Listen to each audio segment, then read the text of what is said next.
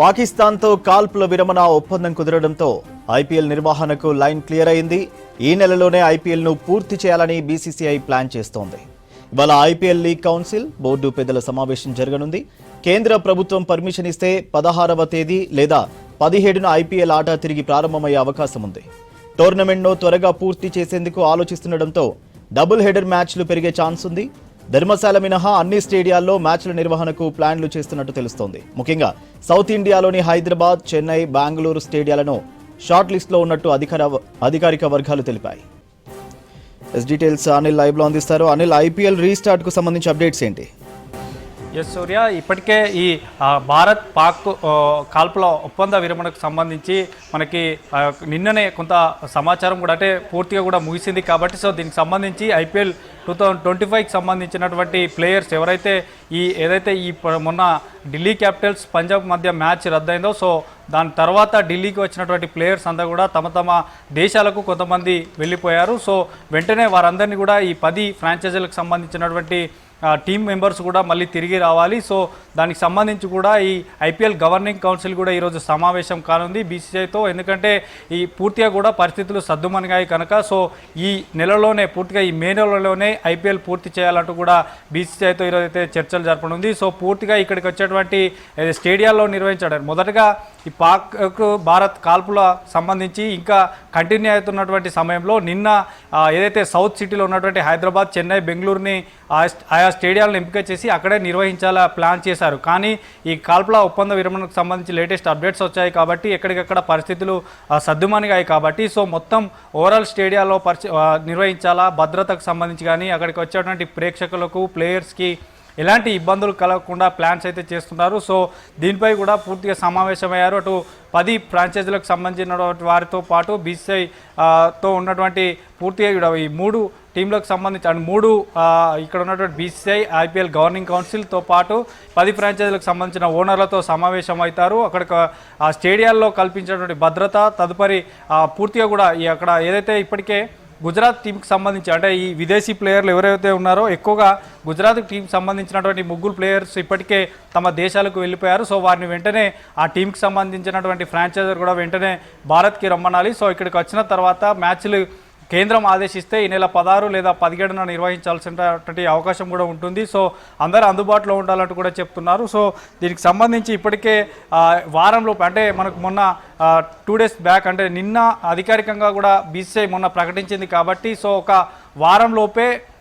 వారం వరకే ఈ యొక్క ఐపీఎల్ని రద్దు చేశాం, నిరవధిక వాయిదా వేశామని చెప్పారు. కాబట్టి సో కేంద్రం ఆదేశిస్తే తప్ప ఖచ్చితంగా ఈ 16న లేదా 17న నుండి స్టార్ట్ అయ్యేటువంటి అవకాశం ఉంటుంది. ఎందుకంటే వచ్చే నెల జూన్లో మిగతా ఈ విదేశీ ప్లేయర్స్ ఇందులో ఉన్నారు కాబట్టి తమ షెడ్యూల్స్ వేరే టీంలతో వన్డే, T20, టెస్ట్ క్రికెట్కి సంబంధించినటువంటి షెడ్యూల్ కూడా ఆల్రెడీ ప్రిపేర్డ్ అయి ఉంది కాబట్టి సో అక్కడికి వెళ్ళి ఆడాల్సి ఉంటుంది. ఆ క్రమంలో ఇప్పుడు ఐపీఎల్లో ఉన్నటువంటి చాలామంది ఫారెన్ ప్లేయర్స్ ఉన్నారు కాబట్టి ఈ నెలలోనే ఖచ్చితంగా నిర్వహించాలి.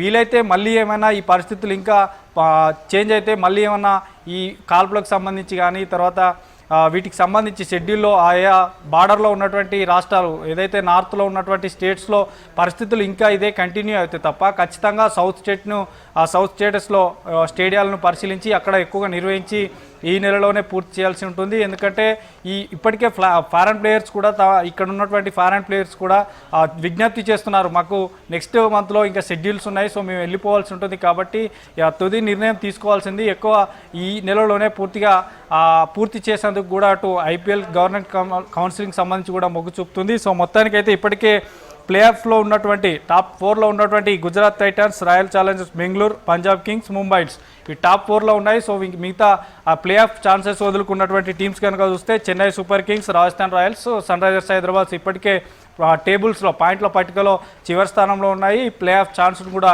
వదులుకున్నాయి. సో వీటితో సంబంధించి ఈ ప్లేయర్లకు సంబంధించి అందరూ కూడా కొందరు ఇక్కడనే ఉన్నారు. సో ఈరోజు ఆదివారం కూడా కొంతమంది ఫారెన్ ప్లేయర్స్ తమ దేశాలకు వెళ్ళడానికి ప్లాన్ చేశారు. సో వారందరినీ కూడా ఈ ప్లాన్ రద్దు చేసుకొని ఇక్కడే ఉండాల్సింది కూడా చెప్తున్నారు. సో ఈ బెంగళూరు తర్వాత హైదరాబాద్, చెన్నై ఈ వేదికల్లోనే ఎక్కువగా నిర్వహించేలా డబుల్ మ్యాచెస్ పెట్టేలా కూడా ఆలోచన చేస్తున్నారు. అక్కడ స్టేడియాల భద్రత, అక్కడ ఉన్నటువంటి కెపాసిటీ, సో ఇక్కడ నిర్వహిస్తే ఎట్లాంటి భద్రత ఉంటుంది, ఎట్లా అక్కడ అరేంజ్మెంట్స్ కానీ ఇవన్నిటిని కూడా ఈరోజు ఈ సమావేశంలో చర్చించనున్నారు. చర్చించిన అనంతరం పూర్తిగా అయితే క్లారిటీ వస్తుంది. పాక్ కాల్పులకు విరమణ ఒప్పందం కలిగింది కాబట్టి సో అన్ని స్టేడియాల్లో నిర్వహించాలా లేదంటే ఈ సౌత్ సిటీలో నిర్వహించాలనేది అయితే పూర్తి క్లారిటీ వస్తుంది. ఎందుకంటే ఇప్పటికే ధర్మశాలలో మొన్న రద్దయినటువంటి మ్యాచ్తోనే మళ్ళీ ఈ మ్యాచెస్ కూడా ప్రారంభమవుతాయి. ఓవరాల్గా 16 మ్యాచ్లు ఇంకా జరగాల్సి ఉంది.